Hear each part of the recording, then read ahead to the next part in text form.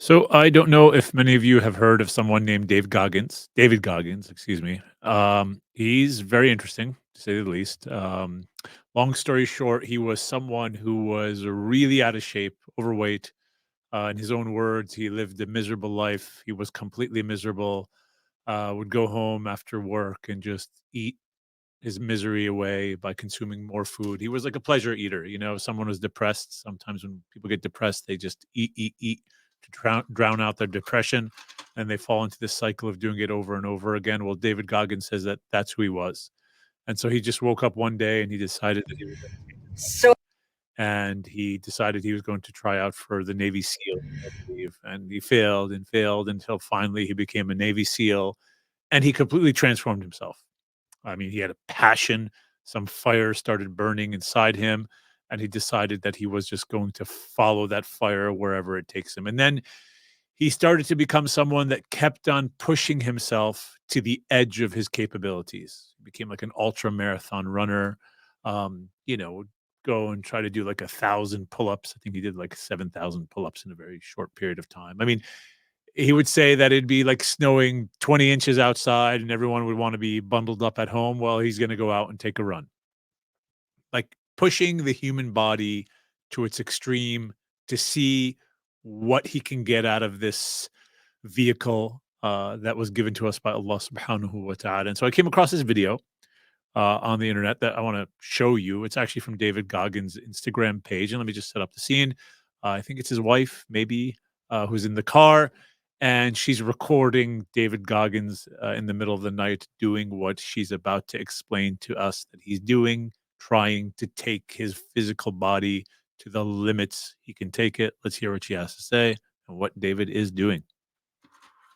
So a lot of people ask me what it's like to live with David, and I figured I had the perfect opportunity tonight to just give a little bit of insight. So today, just randomly, David says after we come home from the gym that he was going to go on a 100-mile ruck tonight. So unplanned, just spur of the moment. We're out here. We left just about 12 and a half hours ago, or just over 12. Oh God, that's blurry. 12:43 a.m. It's 38 degrees. And he's about 60 or 60 some miles in at this point. I haven't spoken to him in a few hours other than to give him my socks because it's cold and he has Raynaud's, so he's wearing them as his gloves. And, it's lonely as hell. No one's out here. It's just me. No one would even know he's doing this if I wasn't recording this video. And that's so much of his life, just all of the unseen work that goes into being David.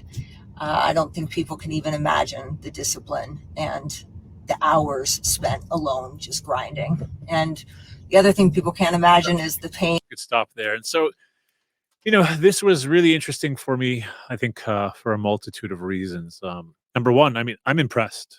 I'm impressed by this man in terms of what he's willing to do and how far he's willing to go to see what he's made of.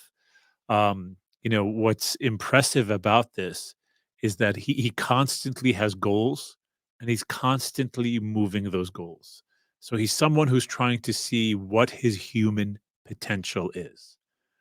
The greatest disservice I think we can do to ourselves is not realize what our potential is.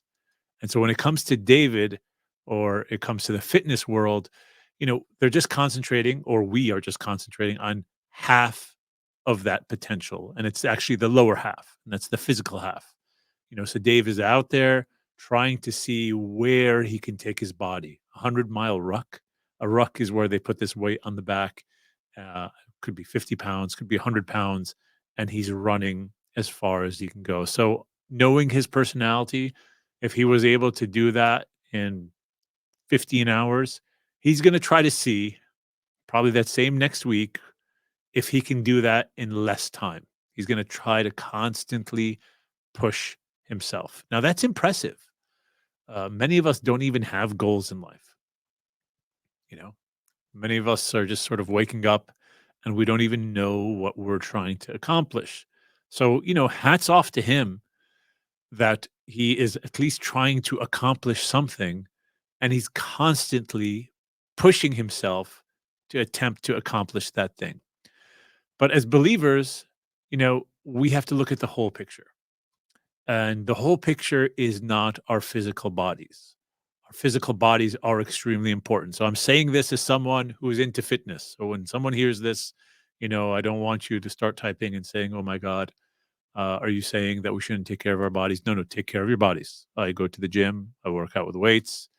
I train MMA. I recently got into running. I hate running. I've said this so many times. I can't stand running, but I have to run because I'm trying to get into the 114 challenge that was started by Ahmed Fahmy that we should all be part of and memorize Quran and run. So, disclaimer, I'm saying we should all attempt to be in the best physically fit state that we can be. We should all diet and exercise regularly. So that's out there. But that's not everything. Our bodies don't go with us to the akhirah. And very often we get obsessed with these physical bodies, and I'm including myself in this. وَمَا أُبَرِّئُ نَفْسِي. And we don't put the full attention in our spiritual souls that carry on to the akhirah and also dictate whether we're going to taste the ultimate pleasure of this world, and that's the pleasure of knowing Allah subhanahu wa ta'ala. Because there's pleasure in what David Goggins is doing. I have no doubt that it's very hard, but he enjoys it. There's an enjoyment that comes along with it. Same thing for me when I work out, when I'm lifting heavier weights, there's an enjoyment that I get in that feeling. When my Muay Thai kicks are on point, there's an enjoyment in that. And we can enjoy so many different things that we can accomplish with these physical bodies. But the prophets came to tell us that we're more than just physical bodies. The prophets came, and our prophet Muhammad sallallahu ta'ala alayhi wa ala alihi came to tell us that, hey, that enjoyment that you're getting out of the worldly pleasures, your physical, sexual, sensual desires, the pleasure of eating something for the first time, and it's so delicious. You're like, wow, I have to go back to that restaurant over and over again. Those pleasures are nothing compared to the pleasures that we can achieve through our worship with Allah subhanahu wa ta'ala. And just like with David, I'm sure it wasn't easy initially, but he probably can't understand or can't operate in a world in which he's not chasing after the physical pleasure of constantly pushing his body to the next level. Initially, I guarantee you, it was really hard for him until he tried and started to taste those pleasures. Well, that spiritual realm, it operates the same way. That once we start to taste this reality, then we constantly want to push ourselves to taste more and more of knowing Allah subhanahu wa ta'ala, because the greatest pleasure in this world is knowing Allah subhanahu wa ta'ala. Now, what's really interesting is Allah subhanahu wa ta'ala tells us in the genesis of creation, when he speaks to the malaika, he says, وَإِذْ قَالَ رَبُّكَ لِلْمَلَائِكَةِ إِنِّي خَالِقٌ بَشَرًا مِّن صَلْصَالٍ مِّنْ حَمَإٍ مَسْنُونٍ. Allah said, and your Lord said to the angels, I am going to create a human being from a stinking dark mud. Now, this is really important. Allah describes our physical bodies, our badan, as something that's stinking mud. But when does it become special? فَإِذَا سَوَّيْتُهُ وَنَفَخْتُ فِيهِ مِنْ رُوحِي فَقَعُوا لَهُ سَاجِدِينَ. And if I fashion him, and then I put or breathe into him from my spirit, then prostrate to him. فَسَجَدَ الْمَلَائِكَةُ كُلُّهُمْ أَجْمَعُونَ. And so the angels all prostrated all together. So Allah talks about you and I when we were a body. This is Sayyidina Adam, but a representation of all mankind when he was a body, stinking mud. And then he talks about Sayyidina Adam, human being, when Allah subhanahu wa ta'ala puts inside that human the soul.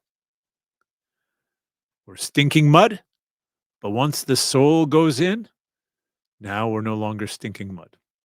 We're something very, very special. So special that Allah orders the angels to prostrate to that being. Why?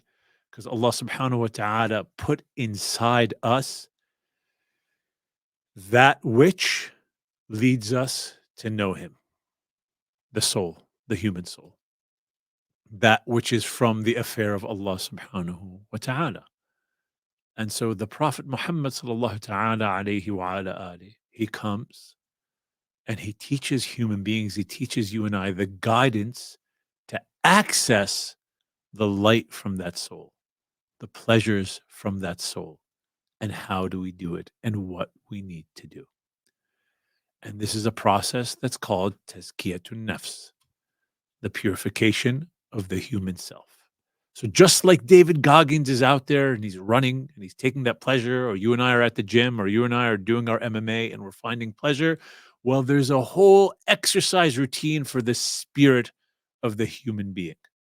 That once we start to access that exercise routine in the month of Ramadan, in our prayer, in our recitation of the Quran, in our humility in front of Allah, in removing the diseases from our heart, then we start to access some of the pleasures of knowing Allah subhanahu wa ta'ala. And once we start to taste that and keep striving within it, then we taste the ultimate pleasure of the ma'rifah of Allah subhanahu wa ta'ala.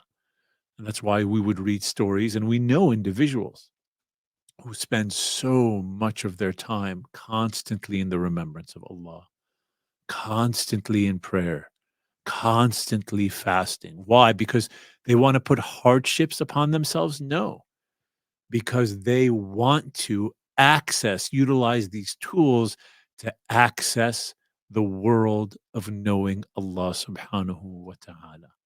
وَمَا خَلَقْتُ الْجِنَّ وَالْإِنسَ إِلَّا لِيَعْبُدُونَ.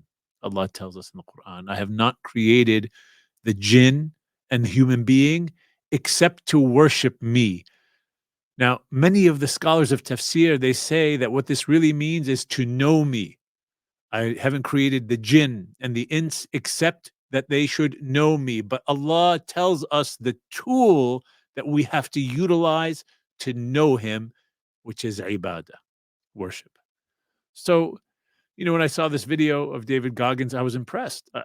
I was impressed. I was impressed with what a human being can and will do to attain what they think is their physical perfection and try to get to the limits of their physical creation. But what I'm even more impressed with are those individuals of our history, and those individuals living right now who are utilizing their time to access the ultimate pleasure, and that's the pleasure of knowing Allah subhanahu wa ta'ala through lots of ibadah.